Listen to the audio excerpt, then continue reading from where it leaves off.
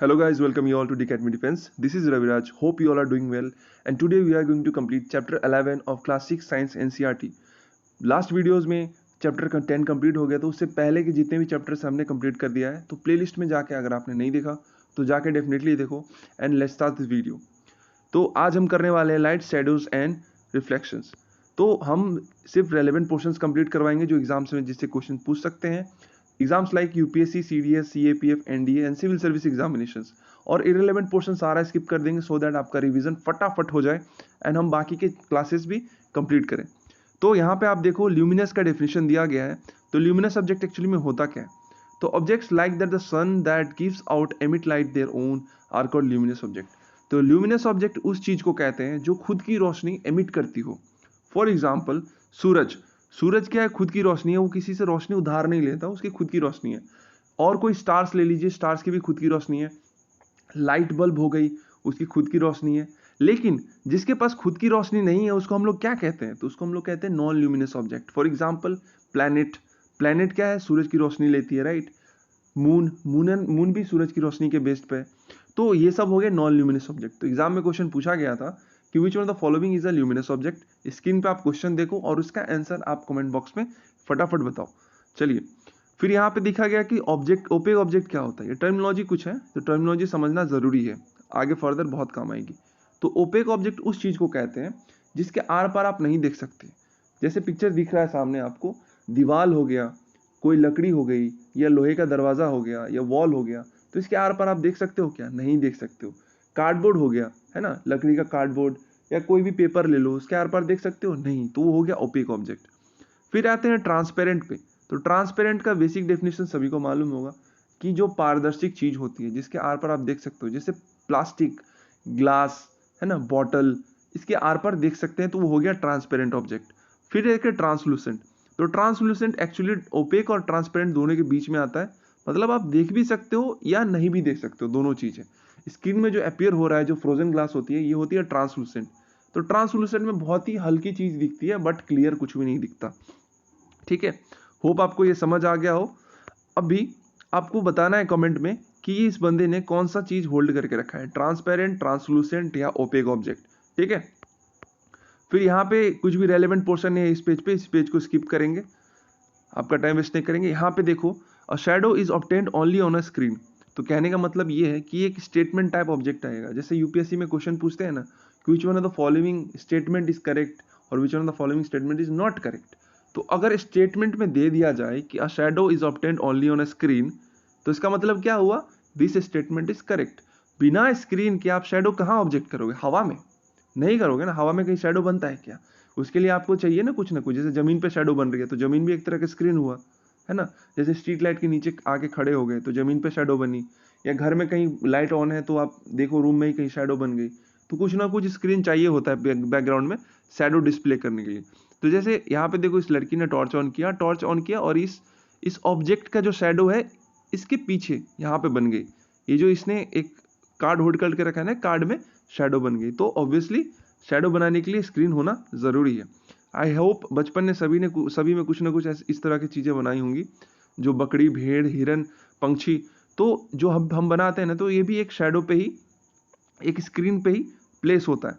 तो obviously shadow बनाने के लिए स्क्रीन की जरूरत होती है. और ये मैं बार बार इसलिए बोल रहा हूँ क्योंकि कभी भी एग्जाम में पूछा जा सकता है. एनसीईआरटी पढ़ रहे हैं और एनसीईआरटी का रेलेवेंस यूपीएससी को लेकर बहुत ज्यादा है. तो अभी देखो, अभी यहाँ पे एक चीज डिस्कस करा गया है कि शैडो का जो कलर है वो क्या ऑब्जेक्ट के कलर पे डिपेंड करता है क्या? समझिए इस चीज को, मैं यहाँ बताता हूँ. लिखा हुआ है कि red rose and a yellow rose for instance do the shadow look different in colour when the colours of the object are different. तो अगर हम रेड रोज का शैडो बनाते हैं तो उसका जो शैडो है वो डिफरेंट कलर बनेगा क्या? या येलो रोज का शैडो बनाते हैं तो उसका कलर क्या होगा, उसका शैडो का? तो बेसिकली ऑब्जेक्ट का जो भी कलर हो उसका जो शैडो होता है वो ब्लैक ही होता है. ठीक है, इस चीज को आप याद रख लेना. ऑब्जेक्ट का जो भी कलर हो उसका शैडो हमेशा ब्लैक ही होता है. लेफ्ट राइट कुछ नहीं होगा, सिर्फ ब्लैक शैडो होगा. तो जो ऑब्जेक्ट का कलर है उस शैडो के कलर पे कोई डिपेंडेंट नहीं है. ठीक है, चलिए मूव ऑन करते हैं नेक्स्ट इंपॉर्टेंट पोर्शन पे. इस पार्ट को भी स्किप करेंगे। पिन होल कैमरा का थोड़ा प्रॉपर्टी पढ़ेंगे। जैसे यहाँ पे दिखाया जा रहा है कि पिन होल कैमरा कुछ इस तरह का दिखती है, जैसे स्क्रीन में आपका अपीयर हो रहा होगा। तो एक छोटा सा छेद होता है, राइट। तो बाहर में जितने भी एनवायरनमेंट में चीज़ें चलती है ना, तो वो इस छोटे छेद के थ्रू आगे ना स्क्रीन में डिस्प्ले होती है। हैंस यहाँ पे छोटा सा छेद है, पिन साइज का छेद है, इसलिए हम लोग इसको पिन होल कहते हैं। और एक कैमरे की तरह यहाँ पे स्क्रीन में वो पिक्चर दिखाता है लाइव, तो कैमरा का फंक्शन करता है, इसलिए पिन होल कैमरा इसको कहा गया है। अब नेचर का पिन होल कैमरा कैसा दिखता है? नेचर का पिन होल कैमरा कुछ इस तरह का दिखता है। ये पूरा स्टेटमेंट यहाँ पे यही कहता है कि जो ट्री है, जो धूप में खड़ी है, जो पेड़ है, तो पेड़ के पत्तों में जो गैप होती है बीच में, राइट, तो पेड़ के पत्तों के बीच में जो गैप होती है, उस गैप से ना छोटे छोटे यहाँ पे धब्बे बन जाते हैं। ये आपको ये स्क्रीन में दिख रहा होगा। तो ये जो धब्बा बना है ना, एक्चुअली में ये सूरज का तस्वीर है, ठीक है। सूरज का एक छोटा सा पिन होल कैमरा बन के सूरज की तस्वीर जो ये फ्लोर पे आपको दिख रहा है, तो ये सूरज का एक्चुअली में एक तस्वीर है। जो पत्तों के बीच में जो छेद है ना, जैसे समझ लो ये 2 पत्ता है, ठीक है, ये 2 पत्ता है, इसके बीच में जो गैप है, समझ लो ऐसे करके, इसके बीच में जो गैप है, ठीक है, तो ये हो गया हमारा पिन होल कैमरा का फंक्शन करता है।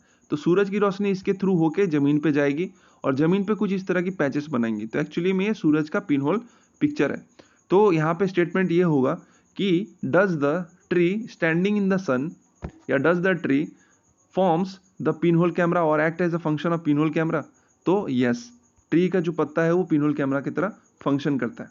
अभी देखो इस बच्चे ने क्या किया, इस बच्चे ने 2 चीजें ली, एक तो मोमबत्ती लिया और दूसरा एक पाइप लिया। तो पहला पाइप जो था वो सीधा था, दूसरा पाइप था टेढ़ा। तो पहले पाइप में अगर उसने देखा मोमबत्ती को, पहले पाइप में, तो उसको मोमबत्ती दिखी, एकदम सीधी पाइप थी और आराम से दिख गई। बट दूसरा पाइप जो टेढ़ा था, तो टेढ़ा होने की वजह से क्या हुआ कि इसको मोमबत्ती का जो रोशनी है या जो कलर है, लाइट नहीं दिखी। इसका मतलब हम लोग क्या समझेंगे? तो इसका मतलब ये है कि जो लाइट है वो स्ट्रेट लाइन में ट्रेवल करती है, ठीक है। Suggest that the light travels along a straight line. तो लाइट अगर स्ट्रेट लाइन में ट्रेवल करती है तभी तो स्ट्रेट पाइप में दिखी, टेढ़ा पाइप में कैसे नहीं दिखी? क्योंकि टेढ़ा में थोड़ी लाइट ट्रेवल करती है। अगर लाइट टेढ़ा ट्रेवल करती तो इसमें दिख जाती है ना, लेकिन लाइट जो है वो स्ट्रेट ट्रेवल करती है, इसका मतलब स्ट्रेट पाइप में ही दिखेगी, राइट। तो पहला प्रॉपर्टी ये है कि the light travels in a straight line, first thing, and that is why when opaque object obstruct its shadow forms। तो opaque object, obstruct मतलब ये opaque object है, इसको अगर आप कहीं पे रखो और फिर रोशनी का सोर्स ऑफ लाइट यहाँ से अगर आप एमिट करते हो तो स्क्रीन में ना ओपेक ऑब्जेक्ट की तस्वीर बन जाएगी, राइट। क्यों बनेगी? क्योंकि जो लाइट है वो इसने तो रोक लिया खुद पर आने से, लेकिन जो लाइट नहीं पहुंच पाया वो यहाँ पे ब्लैक शेडो की तरह फॉर्म कर गया, ठीक है। इसलिए ओपेक ऑब्जेक्ट का, जैसे आप इमेज में स्क्रीन में देख पा रहे होंगे कि ओपेक ऑब्जेक्ट किस तरह शैडो फॉर्मेशन करता है। फिर यहाँ पे एक टर्म है रिफ्लेक्शन। तो रिफ्लेक्शन बेसिकली क्या है? सपोज समझो ये मिरर है, तो मिरर में जैसे मैं टॉर्च मारता हूँ ना, टॉर्च मारते ही ऐसे रिफ्लेक्ट हो जाएगा, ठीक है। मिरर क्या करेगा? उस टॉर्च की रोशनी को रिफ्लेक्ट कर देगा। तो रिफ्लेक्ट करेगा मतलब एक प्रॉपर्टी है जो टॉर्च की रोशनी या कोई भी रेस को रिफ्लेक्ट कर देता है, तो उसको हम लोग रिफ्लेक्शन कहते हैं। एग्जाम्पल के लिए यहाँ पे आप इमेज देख सकते हो, इस बंदे ने क्या किया, इसने टॉर्च चलाई और टॉर्च की जो रोशनी है इस आईने पे लग के रिफ्लेक्ट होके किसी और तीसरे बंदे पे जाके लड़ पड़ी। तो इसका मतलब क्या होता है कि आईना का जो प्रॉपर्टी है या लाइट का जो प्रॉपर्टी है वो रिफ्लेक्शन का है, ठीक है। तो जैसे ये आईना है, तो जिस एंगल से लाइट इस पे गिरेगी उसी एंगल से लाइट दूसरे ओर निकल जाएगी, ठीक है। अब एग्जाम्पल के लिए यहाँ पे और समझो, ये आप देख सकते हो कि जैसे कंघा को यहाँ पे रखा था, तो कंघा पे जैसे रोशनी मारी ना, तो कंघे की कुछ इस तरह की इमेज यहाँ पे फॉर्म कर गई, ठीक है। तो ये हो गया एक रिफ्लेक्शन का या शैडो फॉर्मेशन का एग्जांपल। इसी के साथ हमारा पूरा चैप्टर हो जाता है कंप्लीट। और ये जो कीवर्ड्स है luminous, mirror, opaque, pin hole camera, reflection, shadow, translucent and transparent, सारा पोर्शन हमने डिस्कस कर लिया है। आपको कहीं भी इशू हुआ प्लीज कमेंट बॉक्स में डाउट पूछ लो। और ये चैप्टर इसके साथ हो जाता है कंप्लीट। एंड क्लास 7, 8, 9, 10 ये सारा पोर्शन हम कंप्लीट करवाएंगे। ज्योग्राफी का भी सेशन और हिस्ट्री का सेशन जल्द ही स्टार्ट करने वाले हैं। बिफोर सीडीएस आई होप सब कुछ कंप्लीट हो जाए, सो दैट कि आपको नोट्स मिल जाए। एंड चैप्टर कंप्लीट होते ही और क्लास 6 कंप्लीट होते ही हम लोग इसका नोट्स पीडीएफ डाल देंगे अपने टेलीग्राम चैनल ग्रुप पे।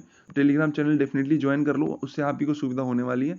तो टिल देन, जय हिंद, वंदे मातरम।